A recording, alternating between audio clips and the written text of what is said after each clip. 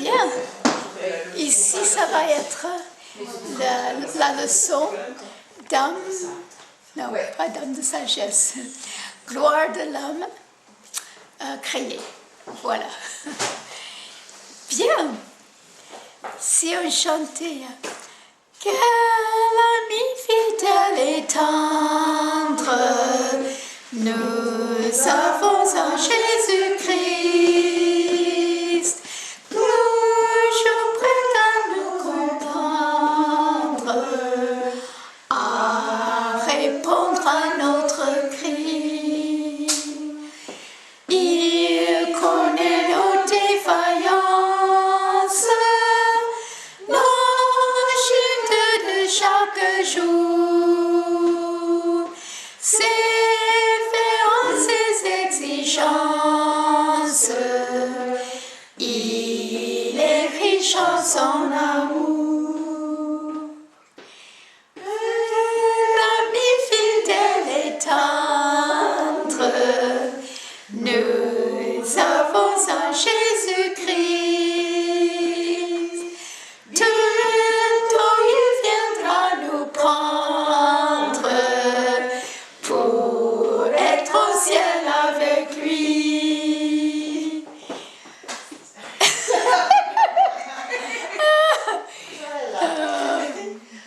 Je ne sais plus après. Bon, on va... Oui, ça va avec ce qu'on a eu ce matin, hein. Les partages qu'on a eus, que Dieu répond quand on crie vers lui. Notre ami fidèle et tendre, il nous écoute, il répond à nos prières. Et puis, la dernière strophe, Jésus va bientôt revenir. Voilà. Ok. Francine, est-ce que tu voudrais prier pour commencer, s'il te plaît? Oui, Seigneur, merci pour ce moment que tu nous donnes de parler de ce que tu veux que nous soyons en tant que femmes, Seigneur. Je te prie de disposer nos cœurs et aide Judith aussi à bien animer la leçon et nous aussi à être disciplinés, qu'on puisse en tirer du profit et mettre en application. Merci pour tout ce que tu fais, Seigneur, pour nous. Au nom de Jésus. Amen. Amen. Amen. Voilà. Et merci. Malheureusement, je n'ai pas l'impression d'être bien préparée cette fois-ci. Alors, c'est pas que je n'ai pas travaillé, mais ça aurait été bien si j'aurais pu travailler plus. Voilà. Donc,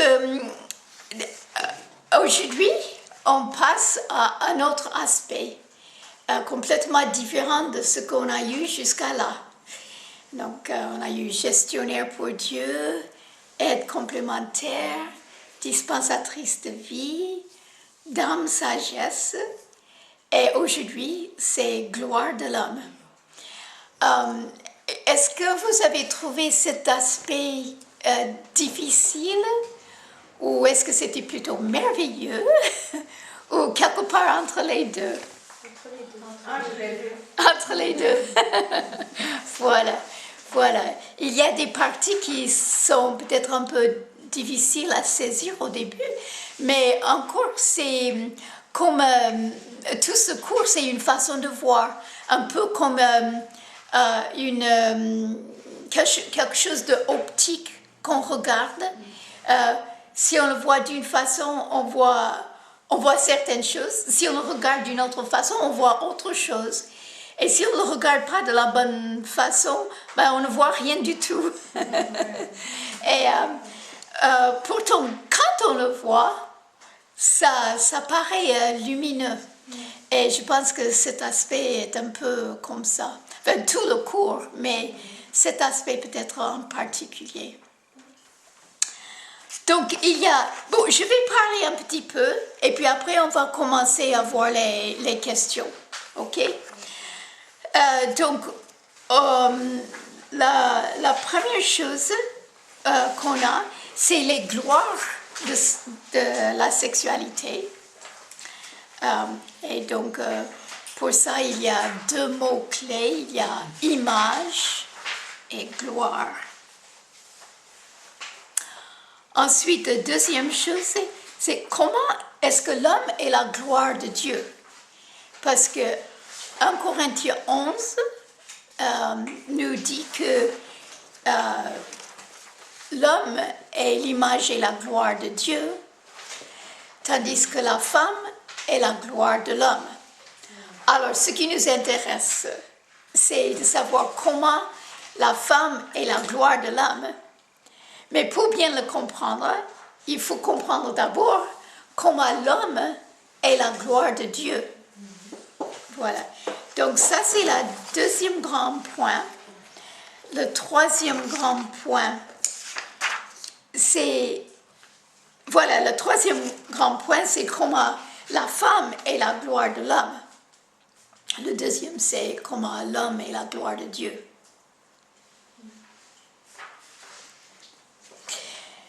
Et le quatrième point, là, ça... Comment dirais-je? On change de vitesse, pour ainsi dire. On est en train de parler de l'homme, la gloire de Dieu, et la femme, la gloire de l'homme. Et puis, on change et on parle de comment la femme est la gloire de l'humanité. Donc, c'est un peu différent. Et c'est peut-être ça qui est un peu difficile à saisir au début. Et ensuite, le cinquième point, c'est l'interdépendance.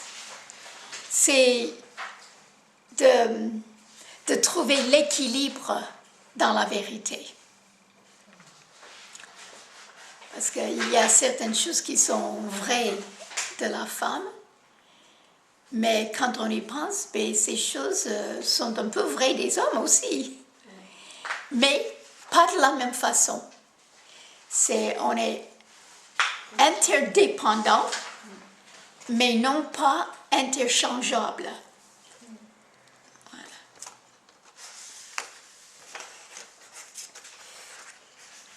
OK.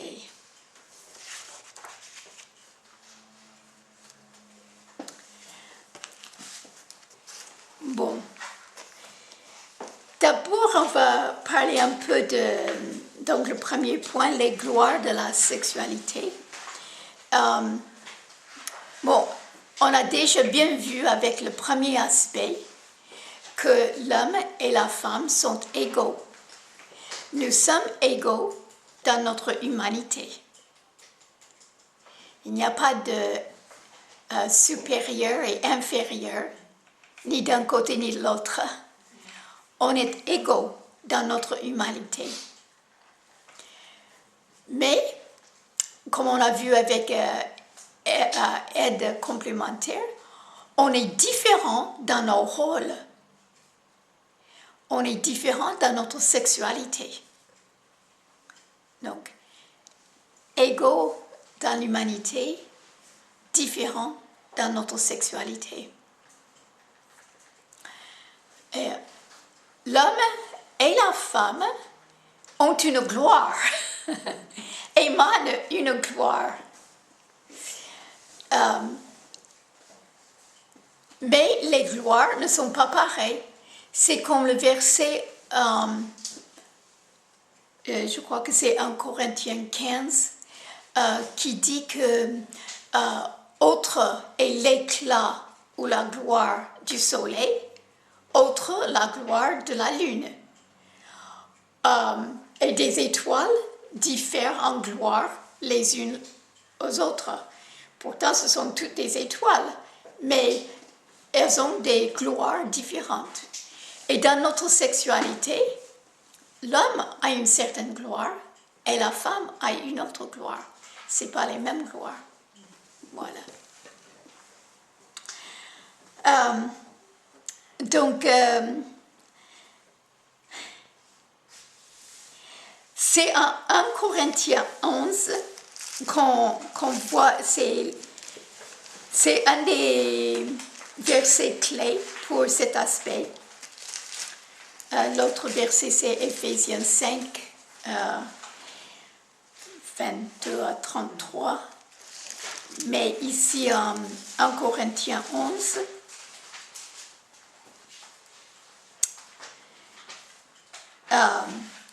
verset 7. L'homme ne doit pas se couvrir la tête puisqu'il est l'image et la gloire de Dieu, tandis que la femme est la gloire de l'homme. Donc là, c'est en toutes lettres. Ça ne peut pas être plus clair. Voilà, on n'invente rien, c'est dit. Voilà. Alors, image d'abord, on a vu en Genèse 1:1, regardons ça ensemble. Genèse 1, verset 26. Après que Dieu a créé toutes les autres choses, verset 26, Dieu dit, « Faisons l'homme à notre image, selon notre ressemblance, et qu'il domine sur les poissons de la mer, sur les oiseaux du ciel, sur le bétail, et sur toute la terre, et sur tous les reptiles qui rampent sur la terre. » Dieu créa l'homme à son image. Il le créa à l'image de Dieu. Il créa l'homme et la femme. Donc, quand ça dit que Dieu a créé l'homme à son image, ça inclut l'homme et la femme. Il dit homme, mais il précise homme et femme, mais créé à l'image de Dieu. Vous vous rappelez comment en particulier on est tous créés à l'image de Dieu? C'est quoi en particulier? Spirituellement, c'est ce qu'on a appris à la première leçon. Les caractéristiques, c'est ça? Les attributs de Dieu. Tous les attributs de Dieu, il a mis en reflet de tous ces attributs dans les êtres humains, la femme et l'homme. Voilà. Donc, il est amour. Nous, on a la capacité d'aimer. Il est tout puissant. Il nous donne d'avoir une certaine puissance. Tous les attributs de Dieu, eh bien, il a fait que nous, on reflète ces attributs. Donc, c'est dans ce sens-là, spirituellement, qu'on est créé à son image. Voilà. Si vous voulez être encore plus sûr que l'homme et la femme, c'est pareil, être à l'image de Dieu, regardons Genèse 5, versets 1 et 2.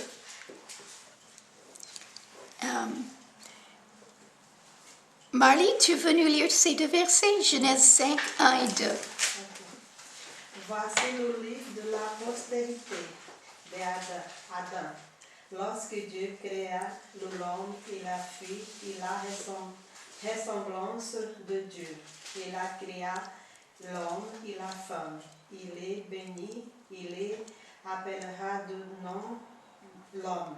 Lorsque furent créés. Voilà. Il créait l'homme et la femme, et puis il a donné le nom d'homme. Donc, les êtres humains, quand il a créé l'homme à son image, c'est l'homme et la femme. Voilà. Je pense que c'est assez clair. Voilà. Donc, en 1 Corinthiens 11, 7, Paul ne répète pas que la femme aussi est créée à l'image de Dieu, mais il présume la vérité qui nous est déjà révélée dans l'Ancien Testament. Voilà. Mais il précise que les gloires sont différentes. Voilà. Alors, comment est-ce que les gloires sont différentes? Alors, ça, c'est le deuxième point. Eh bien, Dieu a donné à l'homme de refléter la masculinité de Dieu. Dieu le Père, Dieu le Fils, Dieu le Saint-Esprit, Dieu est masculin. Et avec la masculinité, bien on voit avec Dieu, il est l'autorité. Il est fort. Dieu est très, très fort. Et il a donné à l'homme de refléter cette masculinité, cette force physique, et peut-être force dans d'autres sens aussi. Ça ne veut pas dire que la femme n'a pas de force dans d'autres domaines, mais physiquement, au moins, et même plus, l'homme est fort. Il est physiquement, il est plus fort. Avec les sports féminins, on voit que les femmes, jusqu'à maintenant, avaient une compétition entre elles. Parce que si elles faisaient une compétition contre les hommes, c'est tout vu dès le départ. Ce sont les hommes qui vont gagner. Ce n'est pas quelque chose de honteux, mais Dieu a fait la femme physiquement pas aussi fort que l'homme. Et c'est pour que lui, il reflète la masculinité de Dieu. Donc, dans ce sens-là, il est la gloire de Dieu. Il met en évidence combien Dieu est fort et combien Dieu est l'autorité. Et dans ce monde, Dieu a voulu que les hommes aient l'autorité. Les féministes vont dire, c'est pas juste. Mais quand on voit le dessein de Dieu, il sait ce qu'il fait. Et il ne fait pas que la femme soit inférieure. Voilà. Bon, quelles sont certaines façons que les hommes montrent leur force? Je vous pose la question. La force dans le corps physique, Oui. déjà pour porter les choses, Oui. plus fort que nous. Si on va porter, on va dire, je donne un exemple, on porte bien lourde, ils ont plus de force que nous, qu'une femme. Du coup, ça c'est pas pour les femmes porter les choses, déjà c'est pour les hommes. Il y a beaucoup d'exemples, non? La forme de leur corps, oui. Les os sont plus gros. Les muscles aussi. Leur voix est plus profonde et plus grave. Et avec la voix plus grave, est-ce que ça ne... Ils ont l'autorité. Comment? Ils ont l'autorité, je veux dire, quand ils C'est parlent, ça, c'est ça. Enfin, oui. C'est ça. Ça donne une certaine autorité. Je crois que c'est quand Dieu il a créé l'homme, il a créé la femme, il a déjà... C'est clair, c'est bien clair qu'il savait déjà l'autorité de l'homme, comme père et comme mère. Je donne un exemple. Pourquoi je dis ça? Parce que moi, par exemple, des fois, je parle aux enfants, j'ai un petit enfant. Bon, il vient grand, sa mère vient grand, tout ça, il est français, je crois qu'il n'a pas attendu ma voix. Vas-y, tu parles. Oui. On voit l'autorité de l'homme. Voilà, tout à fait. Attendu ta mère. Oui, voilà. Et du coup, il vient, oui, papa, je viens tout de suite. Oui. Les autorités, comme Francine l'a dit, ça c'est important pour les papas. Oui. Et même dans la société aussi. Même dans la société aussi. Oui, oui. C'est pas que Dieu a des préférences, mais il a donné aux hommes la responsabilité de diriger et d'être l'autorité, d'avoir le dernier mot. Voilà.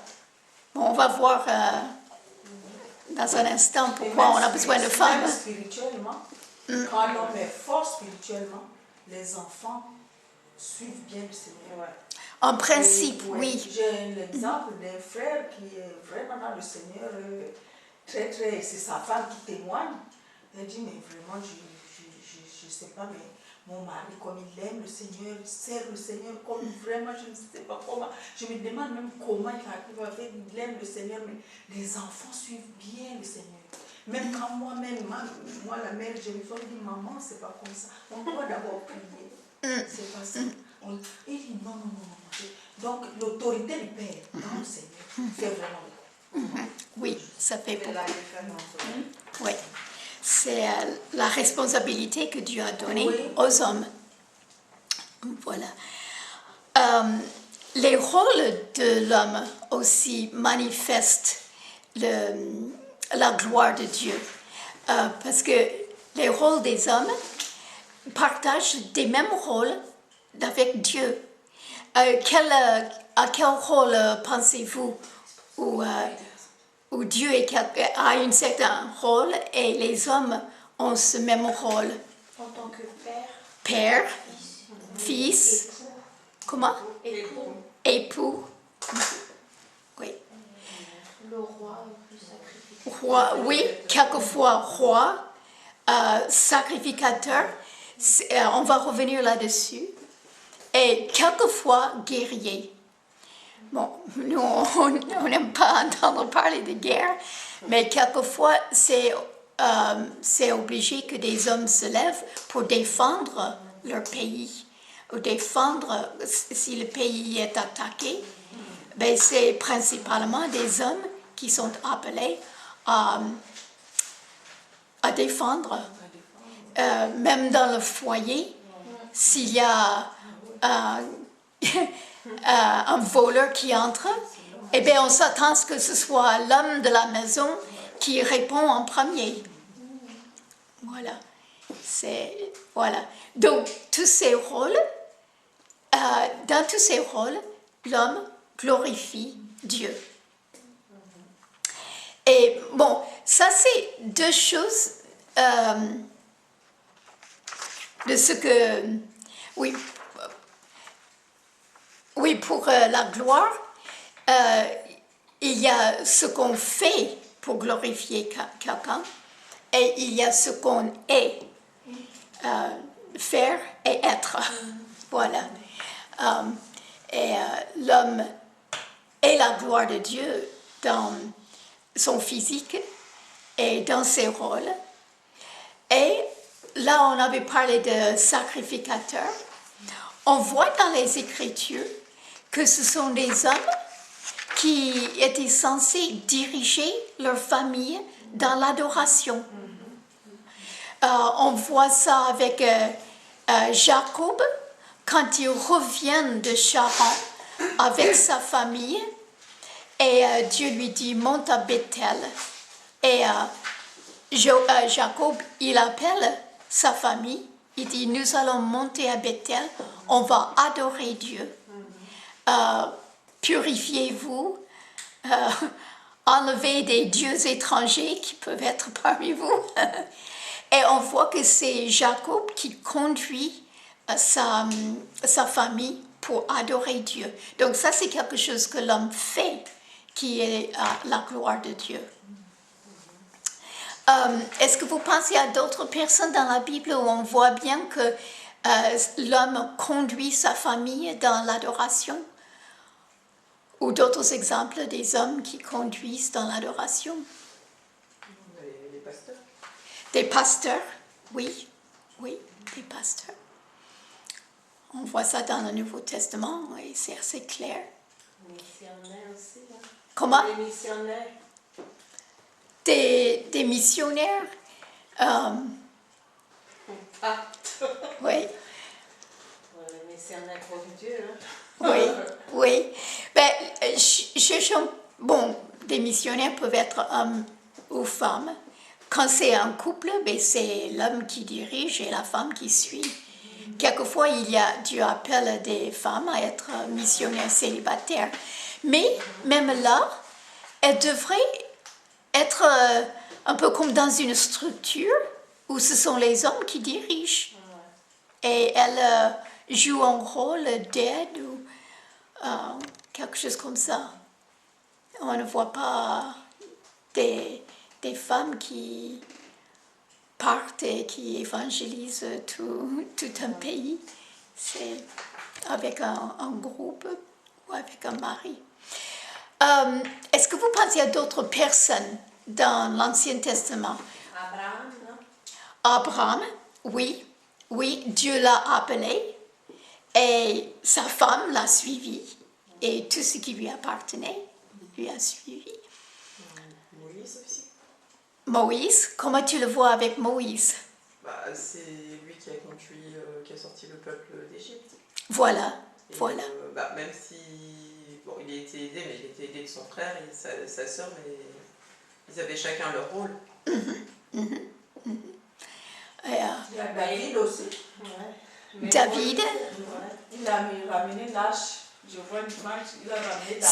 c'est ça, c'est ça. Et il a dansé devant le peuple et même sa femme se moquait de lui. Ouais. Et il a dit à sa femme que j'ai été préféré à ton père. Et à cause même de cela, sa femme n'a pas fait d'enfant. Le Seigneur a dit, parce qu'il a peut-être méprisé l'autorité de son mari. Mais on voit bien que c'était David qui a ramené l'arche de l'Éternel. Ça, c'était la chose la plus précieuse pour les enfants d'Israël parce que c'est là où il y avait la présence de Dieu. David l'a fait ramener et il a dansé devant Dieu et il a conduit toute la nation dans l'adoration, dans cela. Voilà. J'ai pensé à une autre personne qui n'était pas mentionnée. On le voit au début de 1 Samuel. Est-ce que vous pouvez deviner qui c'est? Ça s'appelle Élie. Pas Élie. Élie était un des sacrificateurs, mais je pense à quelqu'un d'autre. Tout au début du livre de 1 Samuel.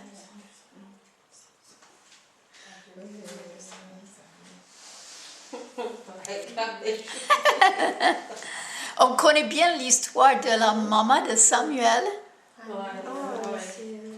mais comment? Non, Eliakim, c'est ça? Elkanah. Elkanah, il conduisait sa famille tous les ans à Silo, là où était l'arche de l'Éternel à ce moment, pour adorer Dieu. Donc il a conduit sa famille dans l'adoration. Elkanah. 1 Samuel, chapitre 1. C'est Josué, non? Josué, Ouais.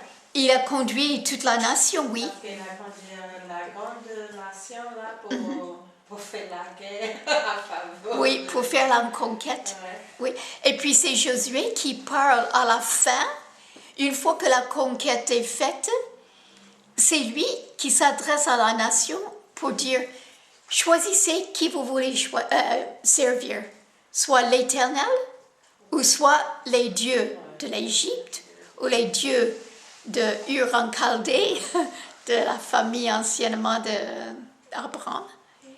Ou si vous voulez suivre, c'est lui qui les a mis devant le défi.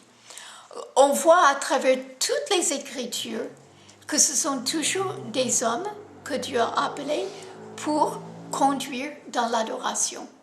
Même si les hommes n'étaient pas prêts, parce que moi je me rappelle bien de l'histoire de Moïse que Francine vient de dire. Il n'était pas prêt pour servir à Dieu, hein, mais il ne voulait pas. Hein. Non, au début, il ne voulait pas. Il disait qu'il ne savait pas bien parler, il disait qu'il ne savait rien faire, mais Dieu l'a choisi, je choisis toi. Et dit, pourquoi tu ne choisis pas mon frère Aaron? Non, il avait choisi Moïse. Moïse. Oui, oui. Et même là, on avait vu un verset où ça dit que la nation a été conduite avec Moïse, Aaron et Myriam. Voilà. Myriam avait un rôle, mais est-ce que c'était le rôle principal? Non. Non. Et même quand elle n'était pas contente avec Moïse, eh bien, Dieu a sanctionné Myriam. Elle disait, est-ce que c'est seulement par Moïse que Dieu parle? Est-ce qu'il ne parle pas aussi par Aaron et moi? Et Dieu n'était pas content. Et lui a donné une lèpre provisoire dans sa grâce. Mais rien que ça peut nous montrer que Dieu n'approuve pas que ce soit la femme qui dirige, mais il a voulu que ce soit l'homme qui dirige dans l'adoration. Et c'est pour cela qu'on voit que Dieu n'a jamais, il s'est jamais adressé à des femmes pour être pasteur. C'était toujours les hommes. Comment? Il y a quand même qui font, il y a des églises qui font ça. Oui. C'est contre le principe de Dieu. Exactement. C'est un fléau de notre temps parce qu'il y a quelques décennies d'années en arrière, on n'entendait pas parler de cela.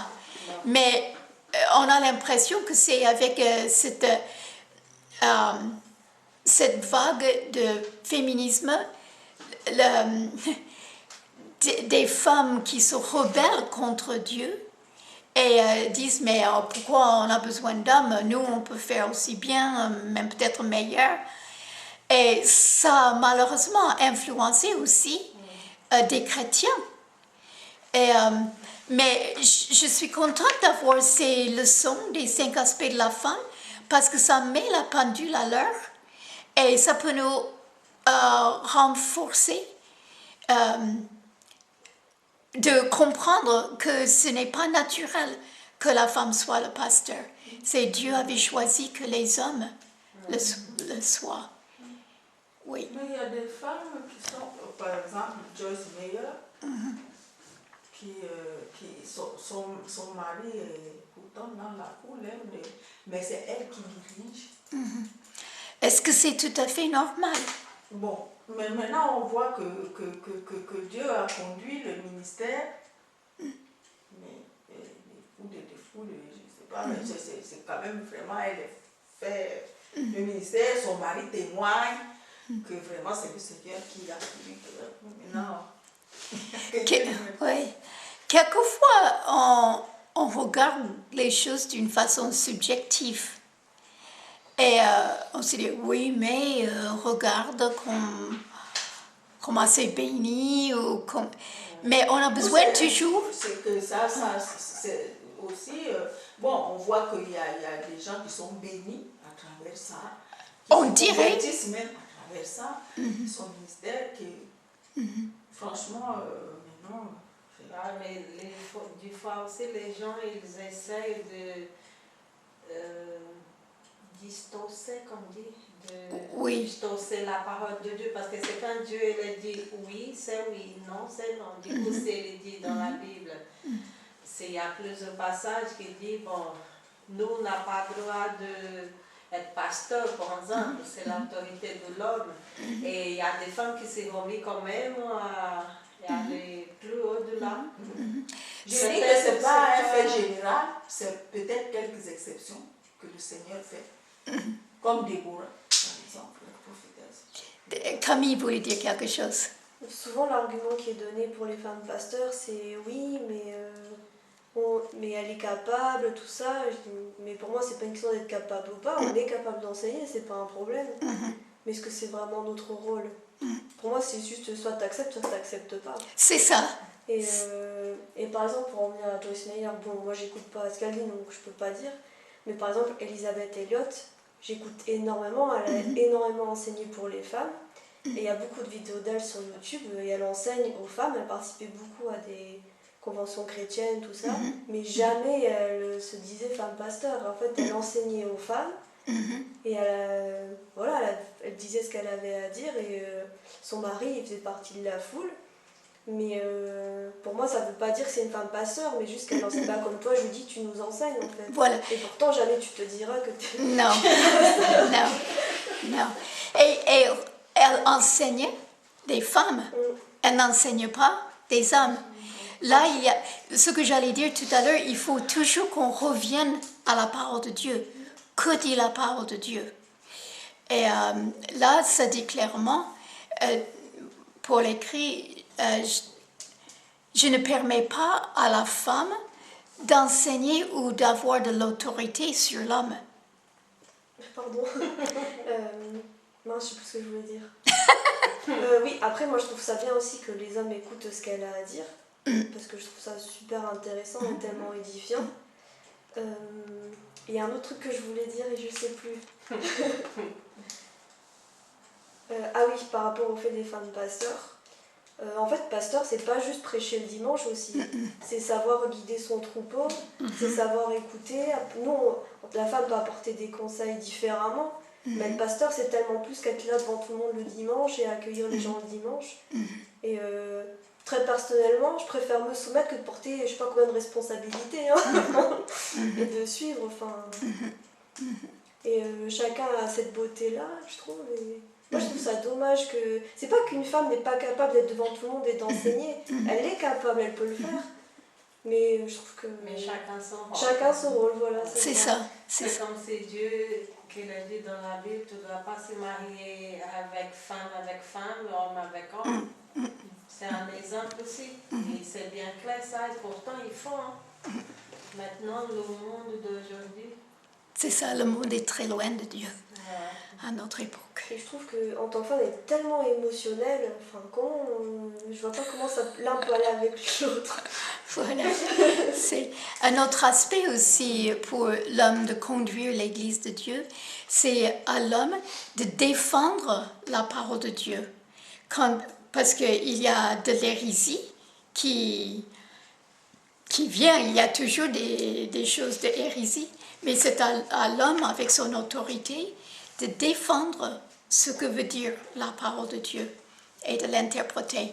On voit un exemple de cela aussi en Actes chapitre 15, où au début de l'Église de Dieu, à un moment donné, certains des Juifs qui avaient cru en Jésus, ils voulaient quand même que des non-Juifs qui devenaient chrétiens, qu'ils se fassent circoncire comme les Juifs.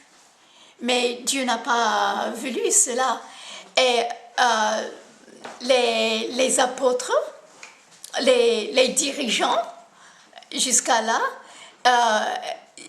la question était posée.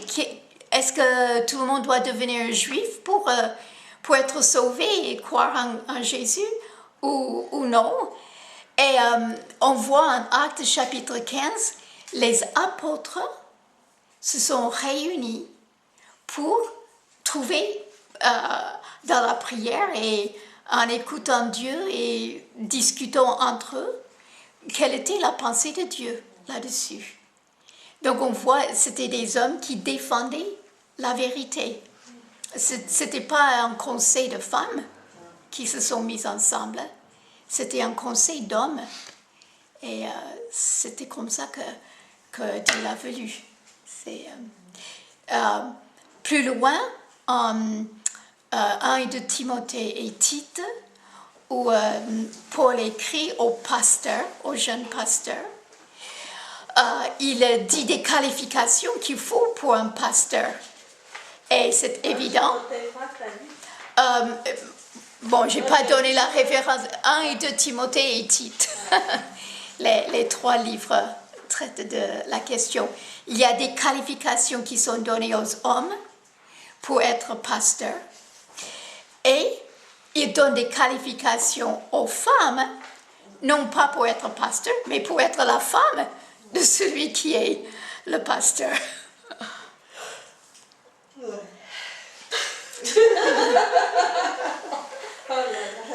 Et, donc il fait des hommes, voilà ce qu'il faut, et femmes, voilà ce que vous devez faire en complément d'aider les hommes.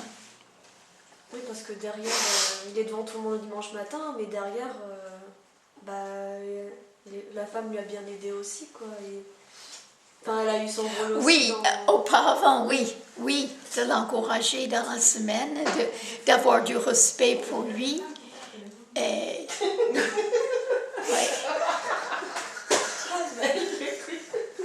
Qu'est-ce que c'est que tout ça? Voilà. Alors, là, on a bien vu l'homme, la gloire de Dieu. Et maintenant, comment est-ce que la femme est la gloire de l'homme?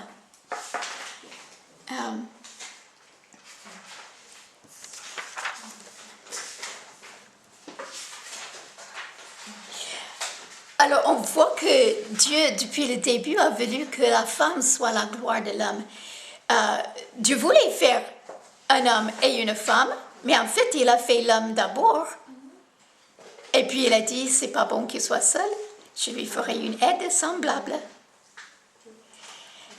Et est-ce que vous vous souvenez quand Dieu présente Ève à Adam, lui, il dit, voici cette fois celle qui est os de mes os et chair de ma chair. On l'appellera femme parce qu'elle a été prise de l'homme. Et quand il a dit cela, eh bien, c'est avec un point d'exclamation. Ça m'a frappé. Dans la Bible, la première fois qu'on voit un point d'exclamation, c'est quand l'homme voit sa femme. C'est ça, c'est merveilleux, c'est elle. C'est ta femme. Voilà, donc la femme est la gloire de l'homme parce que c'est une gloire pour lui d'avoir une créature faite sur mesure pour lui, même faite de lui. Voilà, tout ça c'est vraiment une gloire pour l'homme. Bon, je pioche un petit peu dans les questions en même temps, mais est-ce que vous pensez à d'autres façons aussi que la femme est la gloire de l'homme?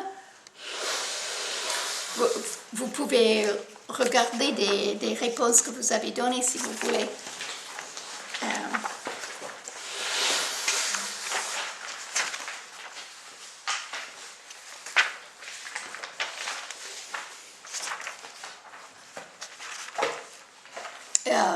La page 293.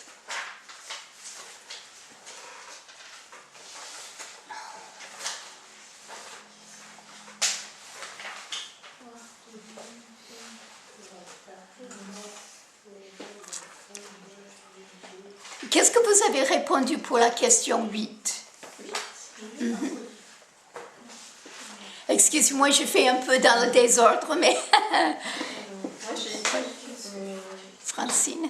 l'homme est la seule créature à avoir une partenaire créée spécialement pour lui et à partir de lui. La femme est comme l'homme entièrement créée à l'image de Dieu. C'est un honneur pour l'homme. Les animaux mâles ou femelles ont été créés à partir de la terre et pas à l'image de Dieu. Ils forment des couples mais n'ont pas d'amour romantique. Les anges, eux, sont créés à l'image de Dieu, mais sont tous masculins et organisés en armée et non pas en famille. Et donc la gloire réservée, j'ai écrit tout en désordre, aux hommes est d'avoir sa propre épouse tirée de son côté. Et de plus, les anges ne connaissent pas la grâce de la rédemption, ils sont soit élus, soit damnés. Dans la sexualité humaine, l'homme et la femme deviennent une seule chair, il y a une communion spécifique.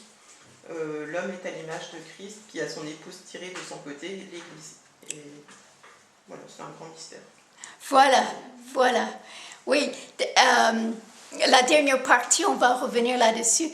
Mais est-ce que quelqu'un a trouvé d'autres choses aussi ou vous avez trouvé à peu près la même chose pour la question 8?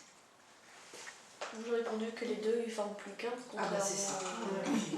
Enfin, c'est ce qui différencie des animaux et des anges.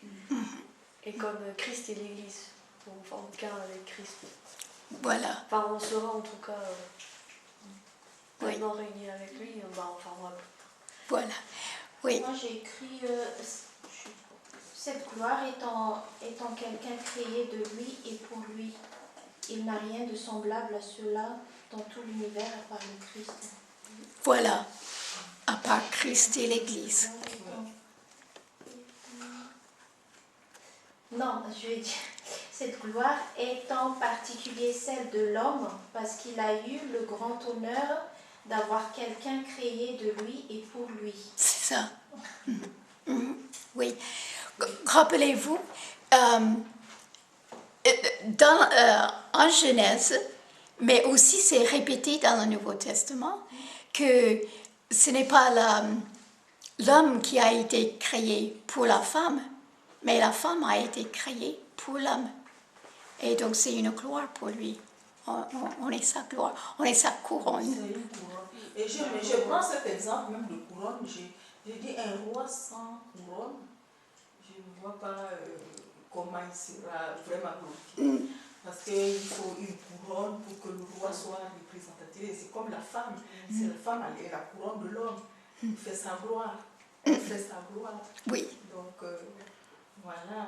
Et puis l'histoire de la reine Bastille, là, qui, le mari voulait la présenter, voulait que les invités voient comment sa femme est belle, comment sa femme est représentative, comment... C'était pour montrer sa gloire. Oui, oui, Mais c'était pour sa gloire. Et puis voilà, elle a été destituée.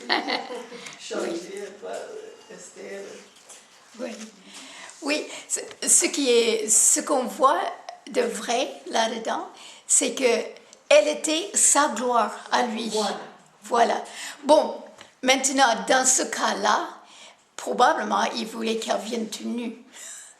Et ça, elle a refusé. Et elle avait raison. Ça, c'est une des fois où on ne doit pas se soumettre à l'autorité, voilà, quand l'autorité nous demande de faire quelque chose qui est contre Dieu. Voilà, voilà. Mais on voit l'exemple qu'elle était sa gloire à lui. Voilà. Et une grande chose pour être des femmes chrétiennes qui glorifient Dieu et qui marchent selon lui, c'est d'accepter la part que Dieu nous a donnée, au lieu de vouloir être ou faire autrement, d'accepter comment il nous a fait. Ça, c'est une grande chose. Voilà.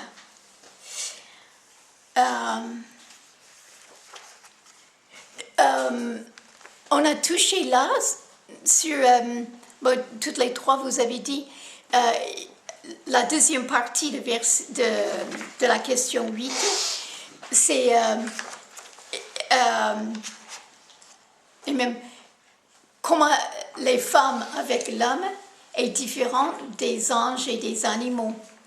Et il n'y a que dans l'humanité où Dieu a fait un être pour l'homme, à l'image de Dieu comme lui, et fait sur mesure pour lui.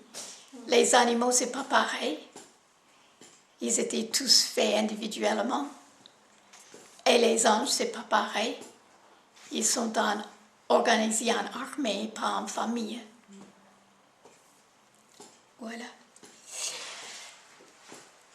Et puis, tout cela, en Éphésiens 5, Éphésiens 5, 22 à 34,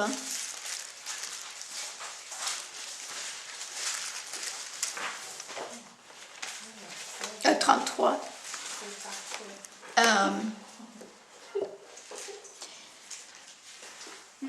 Surtout versets 24 et 25. Or, de même que l'Église est soumise à Christ, les femmes aussi doivent l'être à leur mari en toutes choses, sauf si c'est contraire à Dieu. Marie, aimez vos femmes comme Christ a aimé l'Église et s'est livré lui-même pour elle. Et puis, verset 32, ce mystère est grand. Je dis cela par rapport à Christ et l'Église. Même en Apocalypse, à la fin de toutes choses, on présente l'Église comme l'épouse de l'agneau, l'épouse de Jésus-Christ. Et le mariage humain doit être une image de ce que Christ est par rapport à l'Église, et l'Église par rapport à lui. Là, c'est quelque chose de glorieux. Voilà. Avant de me marier, c'était ce chapitre. Ouais. Voilà. On a fait avec le pasteur chapitre 5 et chapitre 6. Ouais. Mais c'est important aussi, qu'est-ce qu'elle a dit à les maris. Hein? Oui, oui, C'est ça. oui. Il y a la part du mari et il y a la part de la femme. Les deux. Et les deux sont également Et c'est ce importants. qui se passe vraiment dans le couple, c'est l'homme, c'est la femme, la part de la femme, la soumission. Et l'Église aussi, nous devons être soumis au Seigneur. L'Église doit être soumise au Seigneur. Et c'est le Seigneur qui nous aime. Le Seigneur nous aime. C'est comme dans le mariage. L'amour est pour...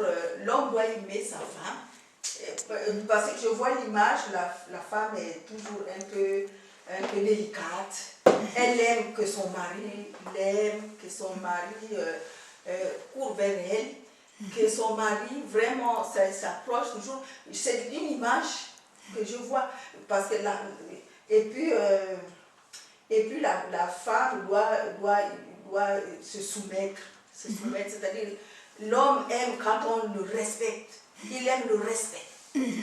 Plus que l'amour, il aime qu'on le respecte. Et à la fin de 33, elle dit aussi, quand on parle de respect, à la fin de verset 33, de reste que chacun de vous aime sa femme comme lui-même et que la femme respecte son mari.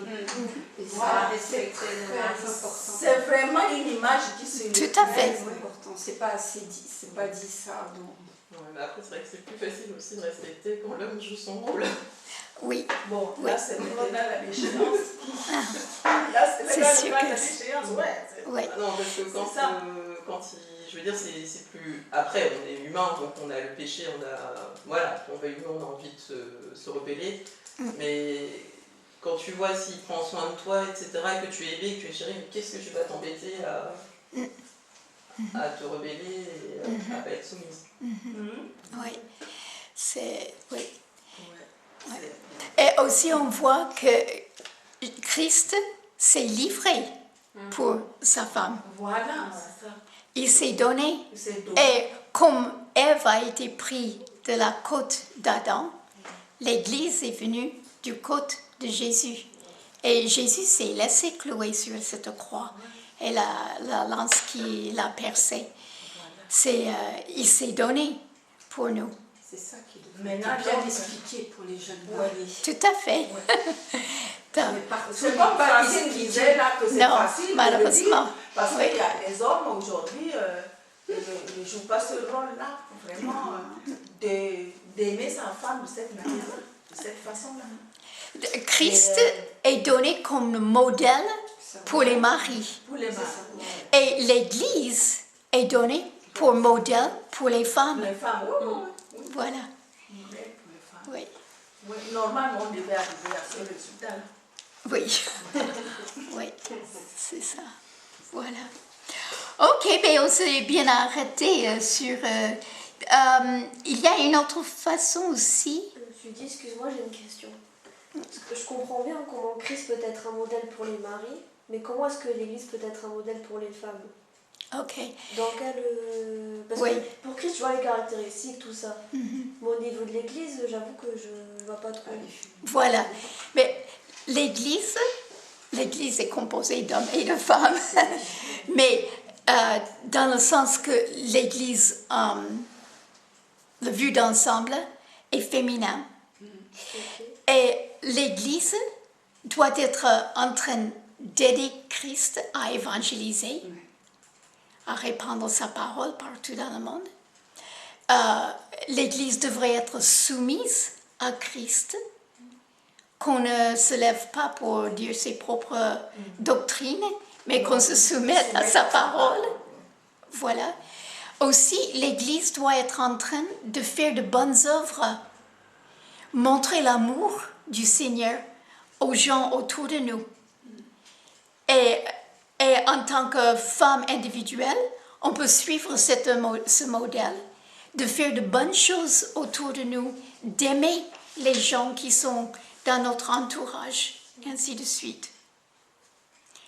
Des œuvres bonnes auxquelles Dieu appelle l'Église à faire, eh bien, en tant que femme individuelle, on va plus mettre cela en valeur dans nos vies que l'homme, parce que l'homme est en train de faire le dirigeant et nous en train de faire celle qui suit. Est-ce que ça c'est plus clair? Oui, mais je pense qu'il faut que j'approfondisse le lien entre Christ et l'Église pour vraiment comprendre comment comment l'homme doit aimer sa femme comme Christ a aimé l'Église. Et donc je pense que pour comprendre comment l'homme doit aimer sa femme, il faut que je comprenne comment Christ a aimé l'Église aussi. Donc il faut que j'approfondisse Les versets qui suivent. Voilà. Je regarde dans les concordances. Il y a Ézéchiel chapitre 16 qui montre l'amour que Dieu a eu pour Israël. Et c'est un peu une image aussi comment un modèle pour les hommes à aimer, venir au secours de la femme, de la prendre sous son aile, sous sa protection, se donner pour elle. Se donner pour elle. Bon, je ne sais pas si on suit tout exactement comme est la leçon, mais on a de bonnes discussions, je crois. Voilà. Mais l'Église, comme l'Église marche, aujourd'hui, dans l'Église, quelquefois on se rebelle contre la parole, on fait de fausses choses, pourtant on doit se soumettre. Mais la soumission n'est pas toujours totale. Des fois on passe outre, des fois, c'est vrai, Christ est notre époux, il n'est pas content, des fois. Et nous ne nous soumettons pas toujours, c'est ce qui se passe toujours aussi dans les foyers. C'est pas tous les jours qu'on se soumet au mari, et puis voilà. Et pourtant on devait se soumettre, mais non, quelquefois on s'élève, quelquefois. Et puis c'est pas tous les jours aussi que le mari puisse vraiment se consacrer à toi. Des fois il peut manquer un peu d'amour, tout ça. Donc c'est ce que nous vivons aujourd'hui dans l'Église. Parce que nous sommes tous encore des pécheurs. En tout cas, pour Christ ne manque pas d'amour pour nous. Non, heureusement. Oui. Heureusement, le modèle est parfait. Donc nous avons à tendre vers le modèle. Oui. En Éphésiens 5, justement. Je ne sais pas si ça peut aider, Éphésiens 5, 20. C'est parce que c'est là qui peut. Là, il dit rendez continuellement grâce à Dieu le Père pour toutes les choses au nom de notre Seigneur Jésus-Christ, vous soumettant les uns les autres dans la crainte de l'Éternel. Ouais. Si on a la crainte de l'Éternel, on va être soumise à l'Église, notre mari. Il faut juste avoir la crainte de l'Éternel. C'est un commandement que Dieu parle à nous. Oui, oui, oui. Quand on craint l'Éternel, on veut faire comme lui veut. Voilà. Oui. Regardons chapitre 5, Éphésiens 5, mon verset 25 et à 27. Marie, aimez vos femmes comme Christ a aimé l'Église et qui s'est livré lui-même pour elle. Ça, c'est quand il s'est donné sur la croix. Ensuite, afin de la sanctifier par la parole, après l'avoir purifiée par le baptême d'eau, afin de faire paraître devant lui cette Église glorieuse, sans tache, ni ride, ni rien de semblable, mais sainte et irrépréhensible. Je reviens sur le verset 26, afin de la sanctifier par la parole. Quand le Seigneur nous parle, quand on entend sa voix et qu'on s'y soumet, eh bien, il nous sanctifie. On progresse dans notre sanctification parce qu'on l'écoute et lui, il nous parle pour nous dire ce qu'il veut. Il parle à nos cœurs. Et ça, c'est une façon que Christ aime l'Église. Il parle à nos cœurs. Et les maris aussi devraient parler à leurs femmes. Et, pour ainsi dire, les purifier par la parole. Et je crois que c'est quelque chose qu'on ne connaît pas trop. Mais ça c'est une autre chose. Comme Christ aime l'Église, la sanctifie par la parole, et que des maris devraient parler avec leurs femmes. Je sais quelquefois quand j'ai une idée ou que je suis troublée par quelque chose, et quand je parle avec Greg, je lui fais part de comment je vois telle et telle chose. Et lui, des fois, doucement, oui, avec beaucoup de tendresse, il m'aide à voir une autre façon de voir la chose. Et il aide que mon raisonnement est différent. Je trouve que c'est ça. Il y a un autre mot, c'est cultiver. Et je ne prétends pas comprendre tout ce que cela veut dire pour l'homme de cultiver sa femme. Mais le mot en anglais, c'est husband. Le mari est un husband. Husband, c'est aussi, dans la Bible, le vigneron, celui qui s'occupe de la vigne. Et l'homme doit s'occuper de sa femme pour qu'elle porte encore plus de bons fruits pour Dieu, de bons fruits pour Dieu. Je ne prétends pas comprendre tout ce que ça inclut, mais je vois que c'est une des choses. C'est bizarre peut-être de penser à l'homme à être un cultivateur pour sa femme, mais c'est ainsi. Le mot en anglais husband, c'est non seulement le nom d'être le mari, mais c'est aussi un verbe. Il exerce le rôle de cultivateur pour sa femme. Et quand nous, par exemple, on apprend des choses merveilleuses qui nous transforment, qui nous changent, mais l'homme n'est pas peut-être instruit aussi que ça fait une différence. Et c'est là aussi, oui. C'est là aussi, Amélie, ça c'est une bonne chose que tu as soulevée, c'est que c'est facile pour la femme, au bout d'un certain temps, de se croire, de penser qu'elle est plus spirituelle que son mari. Et c'est un piège. C'est un piège. On se dit, mais moi je connais plus, je fais mieux que lui. Quand il y a des pensées comme ça qui nous viennent, on a besoin de demander pardon au Seigneur. Dieu, il travaille avec lui. Dieu est son chef. Et l'homme est notre chef. Donc, et surtout si on fait ressentir au mari qu'il ne mesure pas aussi haut que nous dans la spiritualité, ça n'aide rien du tout. Ça peut être le cas, mais vraiment on a besoin de l'humilité de Dieu et de sa sagesse, sa crainte pour se soumettre et ne pas se croire au-dessus. C'est un vrai piège pour eux.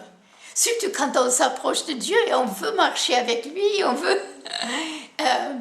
mais attention à ne pas se croire.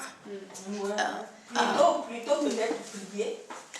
Plutôt prier pour lui. Aussi, que Dieu fasse son œuvre avec lui. Ça, c'est entre Christ et l'homme. Et ça, c'est leur affaire. Il nous donne aussi la sagesse, de s'approcher avec sagesse, pas pour dire que voilà, je suis peut-être plus renseignée dans la vie, mais avec peut-être sagesse et actif avec la prière. Le Seigneur aide aussi qu'il s'approche et qu'il comprenne les Écritures. Oui. Puisque Dieu est son chef. Donc oui. il va sûrement lui donner voilà. de pouvoir se développer là. Et une autre chose aussi, c'est on peut prier que Dieu nous ouvre les yeux sur combien Dieu a fait avec lui, avec notre mari. Qu'on ouvre les yeux pour voir le progrès que lui, elle a fait. Voilà. Bon, il va falloir qu'on avance. Voilà. Bon, je crois qu'on ne va pas s'attarder là-dessus. C'est très profond, mais la femme est la gloire de l'homme aussi dans sa réponse sexuelle à l'homme. Ça affirme sa masculinité. Quand il aime sa femme et qu'elle lui répond, c'est une gloire pour lui. C'est quelque chose de... Et si on aurait... Non, mais c'est... Oui, bon, quelquefois il y a des problèmes autres qui fait que c'est vraiment difficile. Et là, c'est bien de demander conseil en privé à un conseiller sur le mariage qui puisse vraiment aider. Mais quand on répond aux avances sexuelles de son mari, c'est une gloire pour lui et ça affermit sa masculinité. Et quand on ne répond pas, eh bien, c'est comme il y a une partie de nos gloires qui a été perdue. Et c'est dommage. Oui. Je et ça, parle pas de moi. Hein. oui. Non, mais je parle de quelqu'un que je connais, que les deux personnes, je ne donne pas de nom, mais les deux personnes, ils sont chrétiennes, mais des fois, elle ne répond pas, j'ai déjà dit, parce que la femme, si tout va bien dans sa tête, dans sa vie, avec les enfants, tout, elle a passé une bonne journée, parce que la sexualité, ça commence déjà du matin. C'est pas dans le lit, tu vois. Je dis ça, et c'est là qu'ils sont mariés ici, ou que j'ai été déjà. Et du coup, l'homme, il doit porter ses vraies attitudes. C'est pas tout ça qu'elle va aller voir la femme qui va voir sa gloire et tout ça. Bon, je dis juste ça, c'est un exemple, parce que des fois, c'est compliqué. Des fois, c'est très compliqué. Du coup, elle me parle, du fois, je dis... On a besoin de beaucoup de sagesse. Oui, je dis, tu as besoin de sagesse, il faut prier, tout ça, parce que lui, il ne comprend pas trop. Mais elle comprend, c'est comme elle m'a dit, ça commence du matin, un geste, la gentillesse, l'amour, c'est pas dans le lit. Hein. Non, c'est bien avant. Bien avant. Oui. C'est là qu'il connaît le Seigneur, mais c'est là qu'il ne connaît pas. Et on peut connaître le Seigneur, mais pour nous tous, on n'est pas parfait déjà. Notre sanctification est en progression. Et pour l'homme aussi, c'est en progression.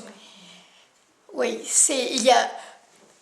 Dans ce cours, ce qui est formidable, c'est de voir quel était le dessein de Dieu, ce que lui, ce qu'il avait voulu. Et quand on voit ce qu'il avait voulu, on peut commencer à aller vers ce modèle.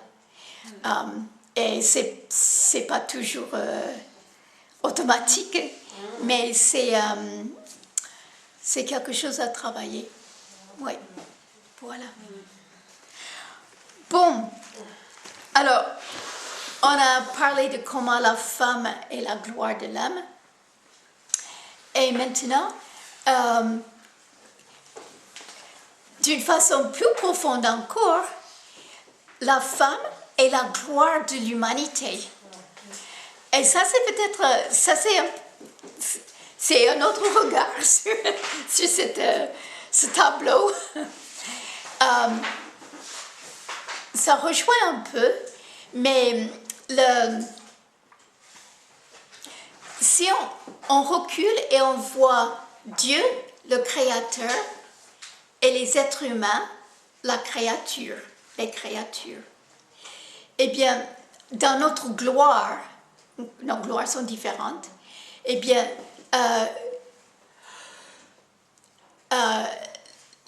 Dieu a donné à l'homme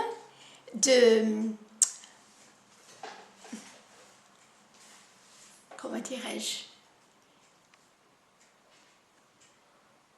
sa masculinité et tout, c'est enraciné dans le Dieu masculin. Il va mettre en relief le Créateur. Non pas que lui, il est le Créateur, mais il va mettre en valeur. Alors que Dieu a créé la femme pour mettre en valeur la beauté de sa création. Il y a... Oui, j'ai envie de... Il y a le Créateur et la créature. Les hommes mettent en relief la masculinité du Créateur et il a donné aux femmes de mettre en relief la beauté de sa création. Regardez, c'est à la fin de la leçon. Le page 288. Oui, 288. Oui, vous avez le diagramme, on dirait. Non, qu'est-ce qu'on dirait? Le schéma. Le schéma. Ok. Ici, vous avez Dieu est le roi des rois. Alors, l'Esprit glorifie le Fils glorifie le Père est, qui pourvoit, l'époux royal, le Sauveur, le héros et amant, ça c'est Jésus. Il est actif au milieu de sa création et révélant sa gloire. Alors, il a créé l'homme pour refléter la gloire de Dieu et la femme pour refléter la gloire de sa création. Dans une autre leçon, on avait dit la masculinité prend sa racine dans le Dieu trinitaire. La femme prend sa racine dans la création. J'espère que ça va devenir clair. Regardons Jacques.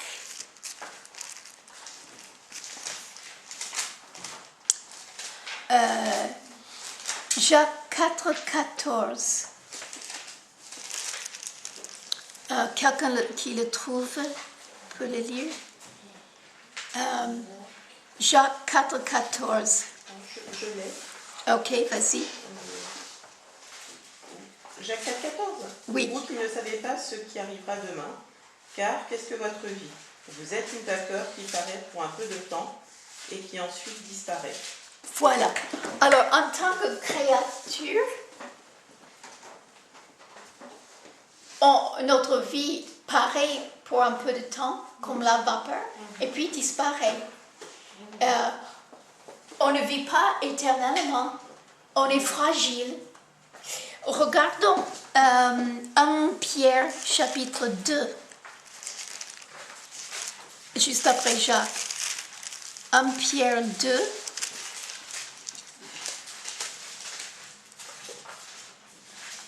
Et verset... je crois que je me trompe de référence.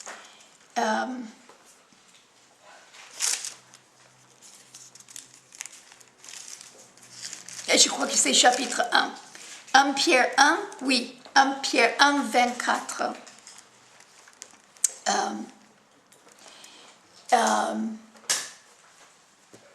Camille, tu veux le lire?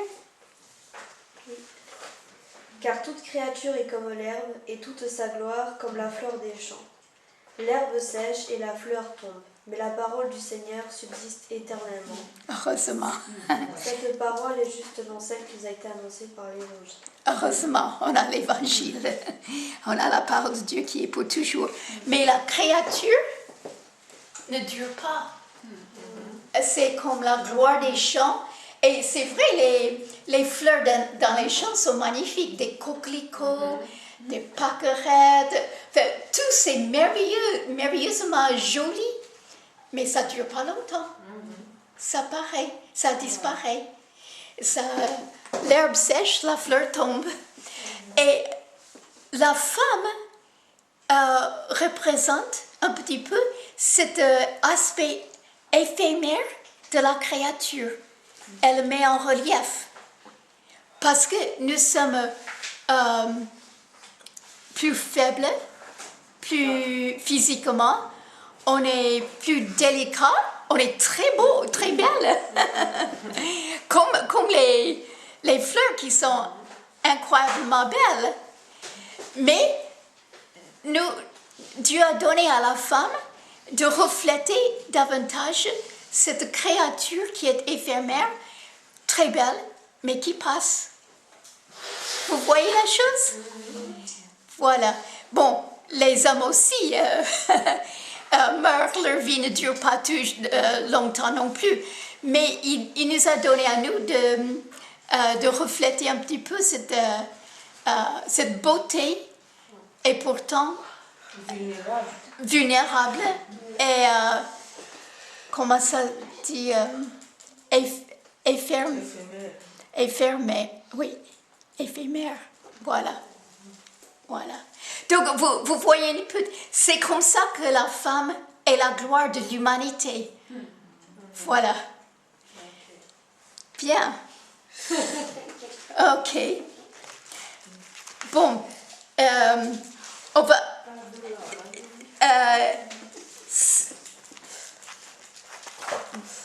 Dans un instant, je vous donnerai la place s'il y a des choses en particulier que vous vouliez des réponses à questions ou quelque chose qui vous a touché, qui vous a fait du bien. Mais le dernier point, c'est l'interdépendance.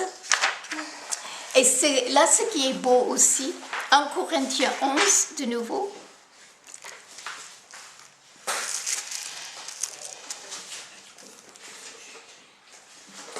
Ok.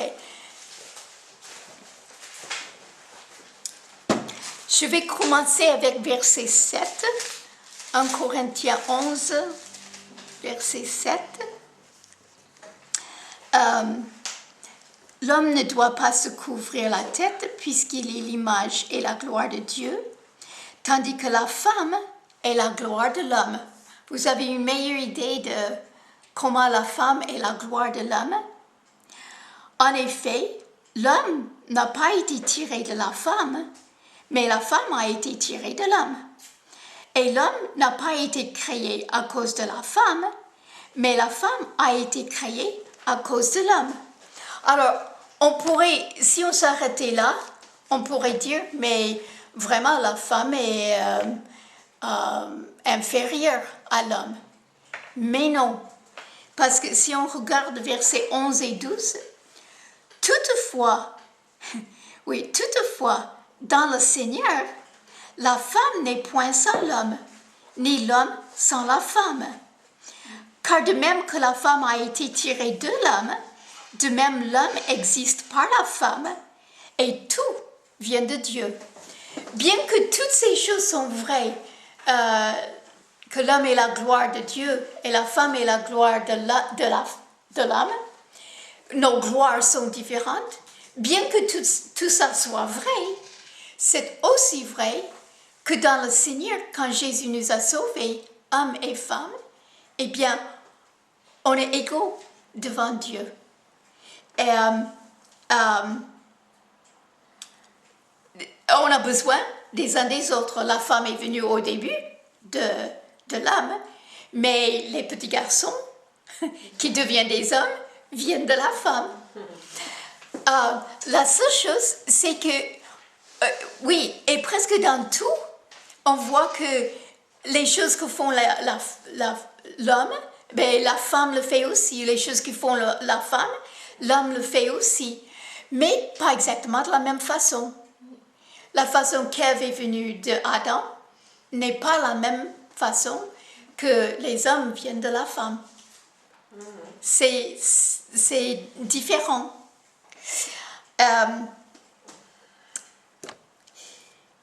Tout ça, c'est pour montrer qu'il y a l'équilibre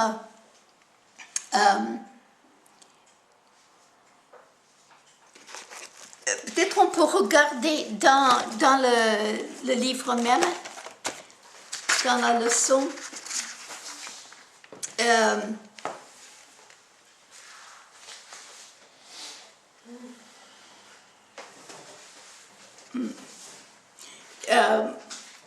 Page 284.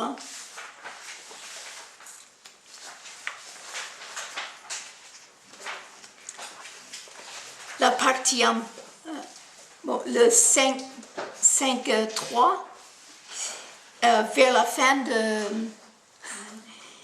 C'est-à-dire l'homme et la femme font la même chose, mais de façon différente, de sorte qu'ils sont interdépendants, mais pas interchangeables. Une femme ne devrait pas dire « j'ai pas besoin d'homme, moi je fais tous ces rôles ». Et l'homme ne devrait pas dire je vais être la femme. Non. Alors, il y a des exemples qui sont donnés. Les deux sont dépendants l'un de l'autre. Souvent, la femme veut s'appuyer sur son mari, mettre la tête sur l'épaule. Mais aussi, le mari dépend de la femme.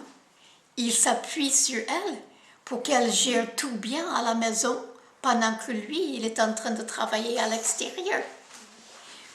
Donc, ils dépendent l'un de l'autre, mais pas de la même façon. Ils s'appuient l'un sur l'autre. En haut de page 285, ils se glorifient réciproquement. Dans le Cantique des Cantiques, on voit bien comment l'homme et la femme se donne des compliments à l'autre. Lui, il la trouve belle comme tout.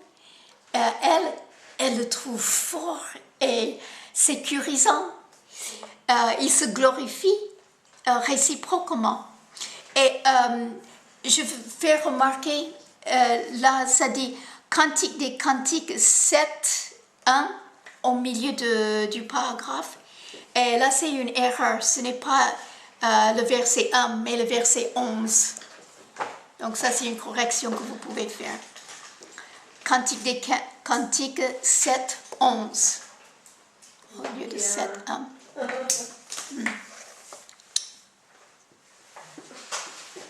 Voilà. Ils se protègent réciproquement. L'homme protège la femme. On voit bien, ça c'est pas difficile à concevoir que l'homme protège sa femme. Mais quelquefois la femme protège aussi son mari. Et même, bon, là c'est avec d'autres leçons, mais on voit comment la femme protège les hommes en restant pure. Et elle protège l'homme de se laisser aller à ses instincts naturels. Si elle reste pure et a un standard haut, eh bien ça le protège d'aller trop loin dans ce qui peut être mauvais. Donc les femmes protègent les hommes par leur pureté. Et aussi, vous vous rappelez de Rahab, qui a protégé les deux hommes. Voilà. Donc là, c'est un exemple qu'elle protège les hommes. Donc, ce qui est chouette, c'est de voir que Dieu équilibre tout. C'est pas tout là et léger là, mais Dieu l'équilibre.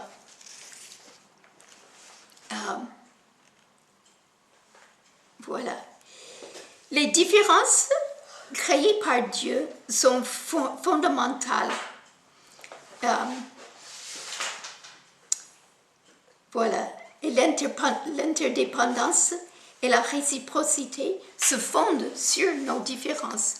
Et tout cela conduit à la gloire de Dieu lui-même. Puis il y avait quelque chose, une illustration du patinage. Moi j'ai beaucoup aimé cette illustration. C'est la page 286.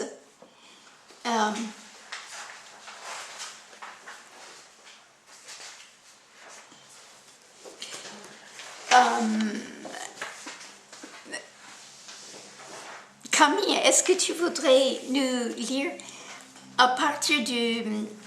Il y a 5.5, illustration finale, et on va sauter le premier paragraphe et tu pourrais commencer avec le deuxième paragraphe pour illustrer ces vérités glorieuses. Vous voyez où on est? Ok, vas-y. J'ai le deuxième paragraphe. Voilà, et tu peux continuer. Ah, lire d'accord, j'ai tout. tout. Pour illustrer ces vérités glorieuses, réfléchissez à quelques considérations sur le patinage artistique.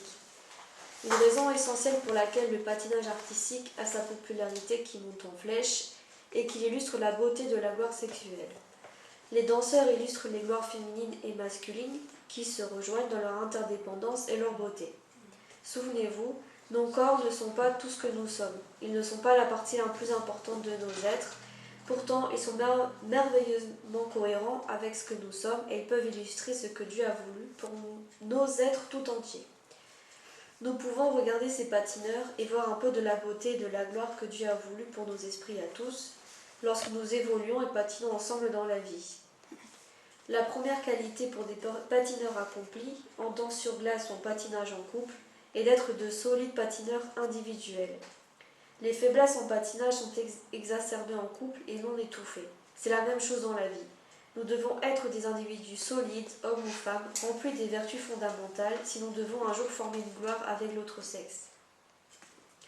Les patineurs évoluent parfois parallèlement sans même se toucher, faisant la même chose au même moment. Voilà, la même chose au même moment.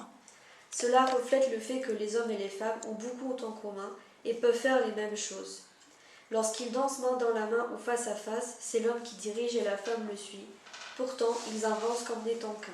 Voilà. Donc, quand ils font la danse, c'est à un moment donné, ils font la même chose. En même temps, quand ils dansent, eh bien, c'est l'homme qui est en train de diriger et la femme qui suit. Ok. Pourtant, ils avancent comme n'étant qu'un. Vas-y. Les figures spectaculaires, pirouettes, portées, sauts lancés, illustrent tout particulièrement la gloire de la sexualité.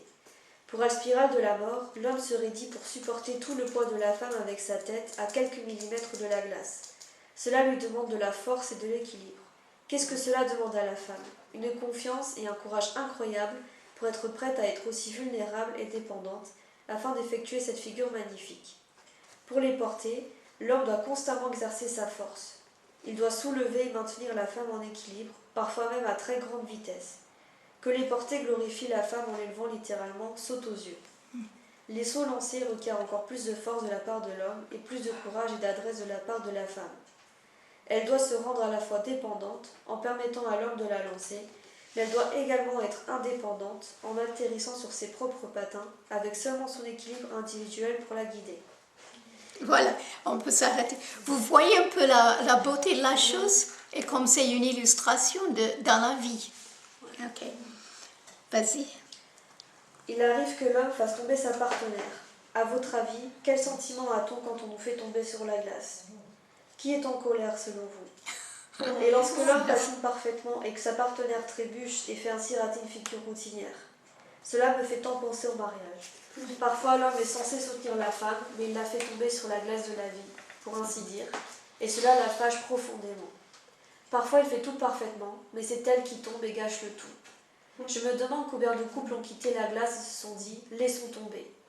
Les couples ne réussissent que lorsque l'homme et la femme n'arrêtent pas de se pardonner et de persévérer. L'homme doit continuer à s'entraîner pour être fort et stable. La femme doit continuer à exercer sa confiance, sa propre dépendance et son équilibre, même lorsque l'homme la lance de travers. Ils doivent s'entraîner pour être harmonieux jusqu'à ce qu'ils ne forment plus qu'un. Voilà. On n'est pas parfait.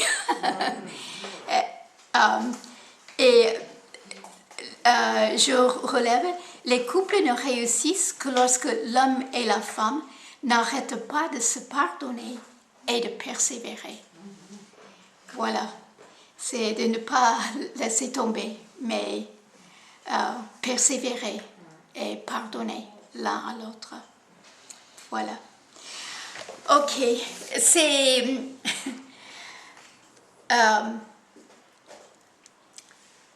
il y a une partie à page 283 que j'aimerais qu'on lise. Et je vais vous donner un nouveau verset, un passage à apprendre par cœur. Ce ne sera pas aussi long cette fois-ci. Voilà. Alors, au milieu de la page 283, je vais le lire. La soumission à l'autorité, voilà, et la fidélité par la confiance. Et on a déjà vu ceci un petit peu avec aide complémentaire, mais ça revient ici. Et ici, c'est vraiment, c'est le cœur de la féminité pour Dieu. Dieu, ce qu'il veut voir dans des femmes.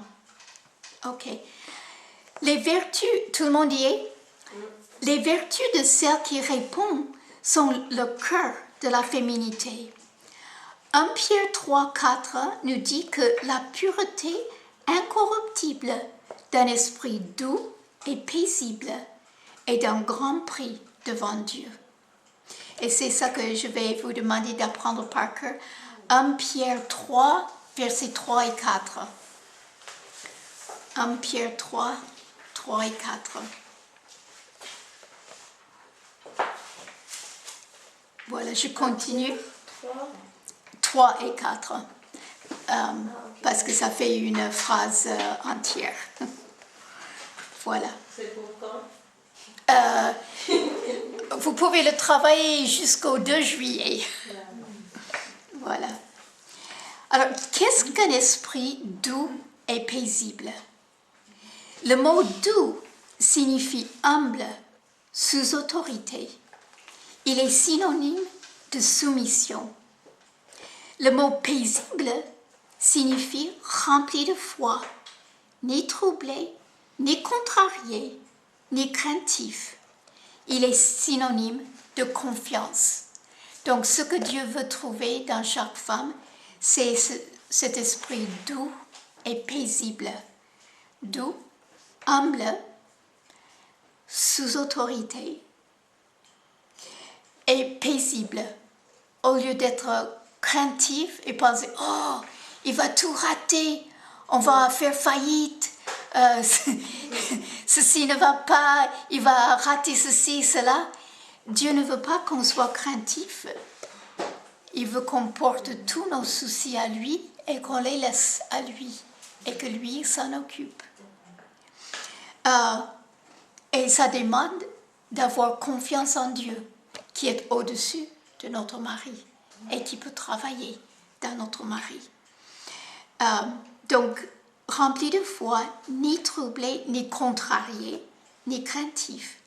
Il est synonyme de confiance. Du point de vue de Dieu, le summum de la féminité, ce qui constitue le cœur de la féminité et qui est de grande valeur, c'est un esprit doux et paisible. Ces deux qualités, soumission, le contraire d'un esprit rebelle ou corollaire, et la confiance, le contraire d'un esprit craintif et inquiet, sont l'essence de la beauté féminine. Remarquez que ces deux vertus sont des qualités inhérentes à la créature. Ce sont les vertus de la personne qui répond. La soumission, alors ça c'est important, la soumission est une attitude envers l'autorité de Dieu. On est soumis à Dieu.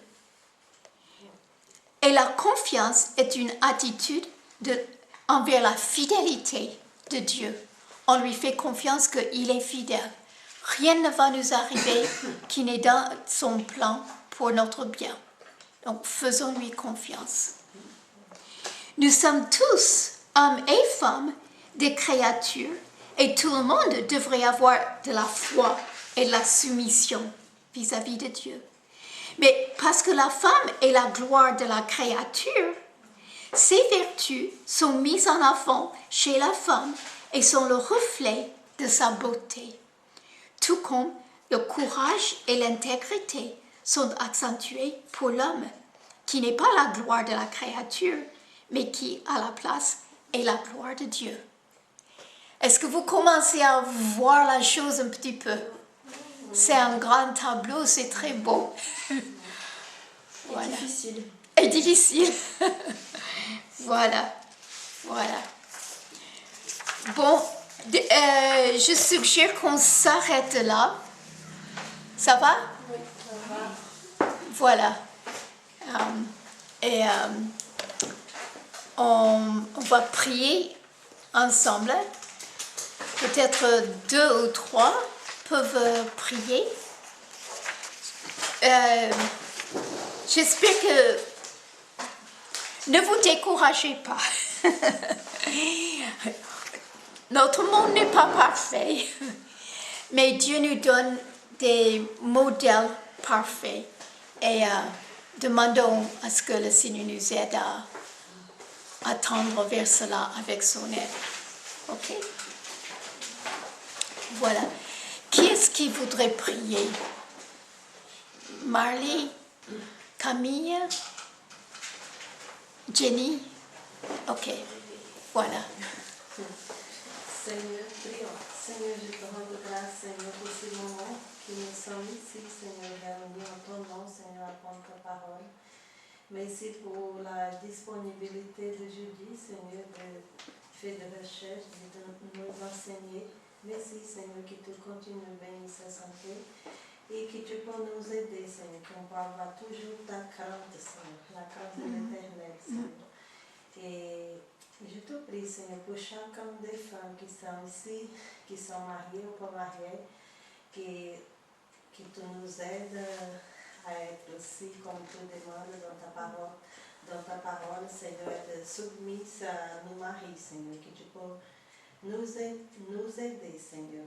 Merci pour ces moments, Seigneur, et que tu nous aides à faire la différence, Seigneur. Merci, Seigneur, pour tout ce que tu as fait pour chacun de nous, Seigneur, que tu continues à nous bénir, Seigneur, et d'étudier aussi plus profondément, Seigneur. Pas seulement ici, mais à la maison aussi, Seigneur, qu'on peut pratiquer, Seigneur, dans notre vie, Seigneur, chaque jour. Merci, Seigneur, pour tout ce que tu as fait dans notre vie. Au nom de Jésus-Christ, Amen. Amen. Seigneur, nous te demandons pardon pour toutes les fois où on n'a pas rempli nos rôles comme tu nous demandes. Mais merci parce que tu es là pour nous aider chaque jour à nous faire grandir. Seigneur, aide-nous à être les femmes que tu veux qu'on soit. Aide-nous à avoir cet esprit doux, humble, paisible, à avoir confiance en toi comme tu nous le demandes.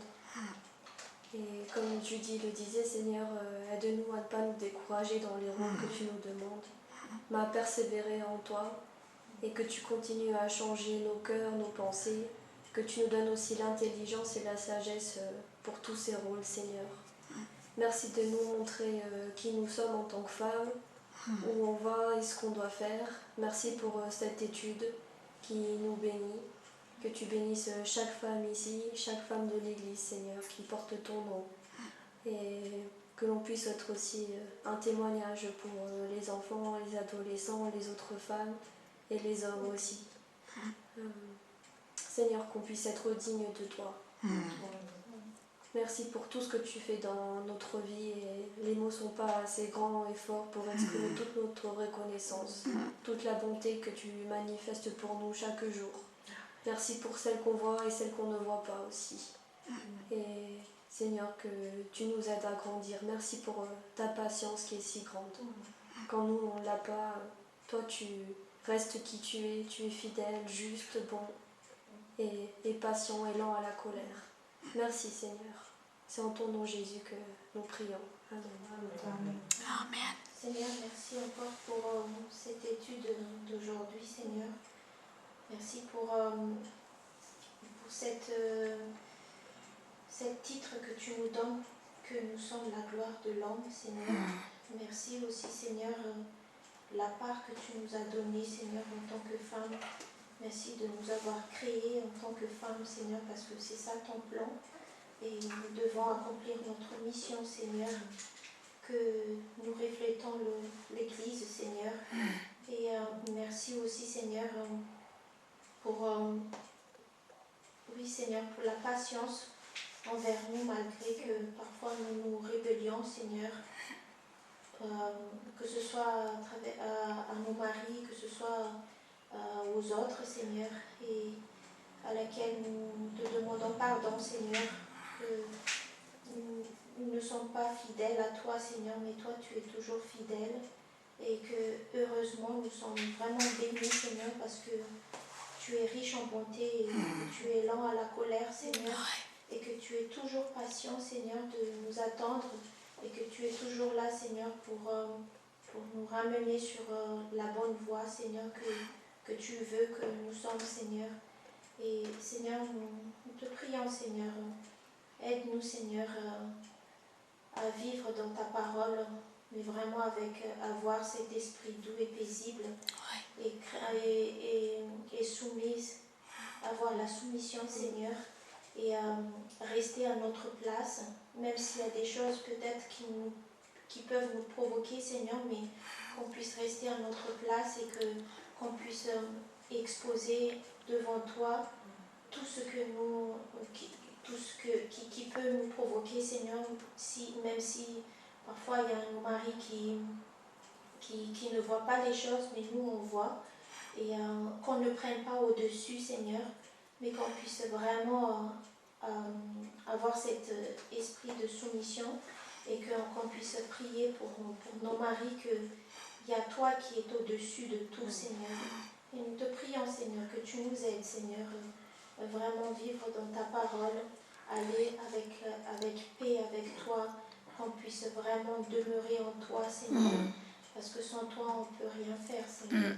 Et merci pour Judy de l'avoir guidée aussi, Seigneur, de porter cette leçon, Seigneur. Et je t'en supplie, Seigneur, que cette leçon ne reste pas juste ici, Seigneur, mais qu'on puisse apporter jusqu'à la fin de notre vie et partager aux autres aussi, Seigneur. Merci, Seigneur. Au nom de Jésus. Amen. Amen. Amen.